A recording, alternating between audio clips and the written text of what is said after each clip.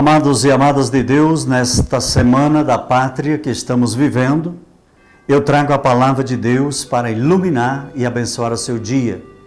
E nós estamos na 23ª semana do tempo comum. Parabéns para você que completa mais um ano de vida nesse mês e nesses dias que estamos vivendo. Muita saúde e muita paz para você. Hoje nós assistimos o Sermão da Montanha.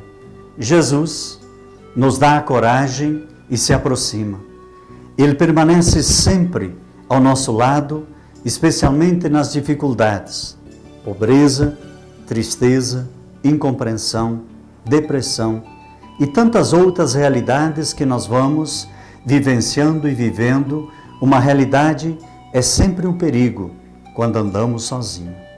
Pela vida, associado aos risos, mas louvando pouco e às vezes demais. Jesus é realista quando toca na ferida, quando fala da dificuldade e ao mesmo tempo otimista. Ele me acompanha. Então veja bem, caminhando com Deus, nosso andar é alegre, mesmo que encontremos dor como companheira de viagem.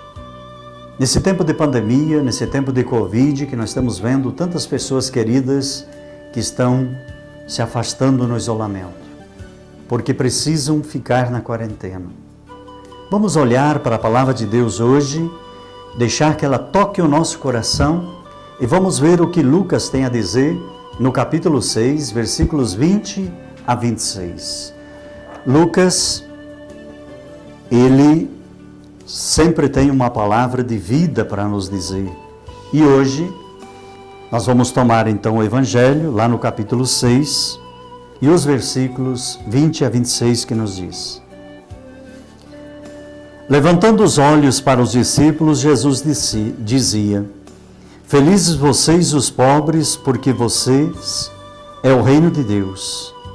Felizes vocês que agora têm fome, porque serão saciados.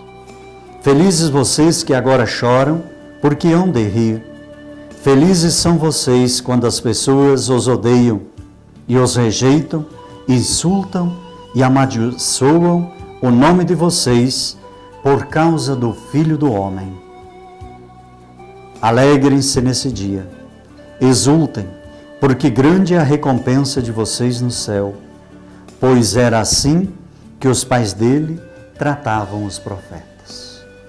Hoje nós podemos olhar, meus queridos, por essas bem-aventuranças e nós vamos ver que nós temos aqui um paradoxo que a gente pode pensar como cristão.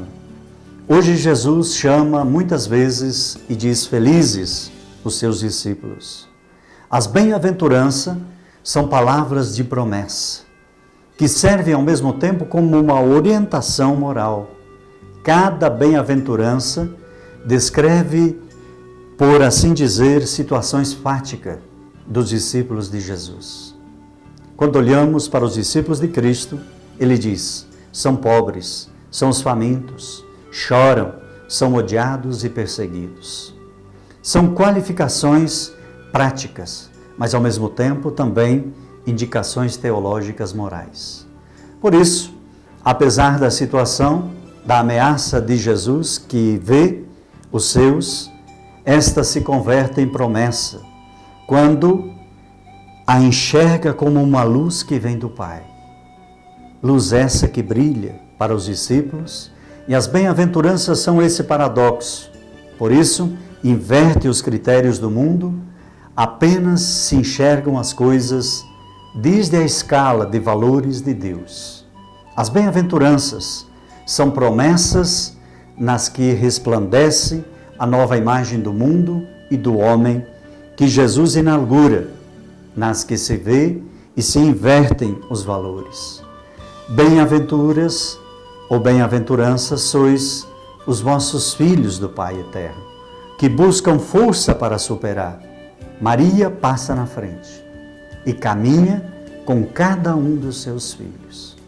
A Bíblia contém tudo aquilo que Deus quis nos comunicar em relação à nossa salvação. Jesus é o centro e o coração da Bíblia. E em Jesus se cumpre toda a promessa feita no Antigo Testamento para o povo de Deus. O Evangelho para você ler neste mês é de São Marcos. Guarde bem no seu coração.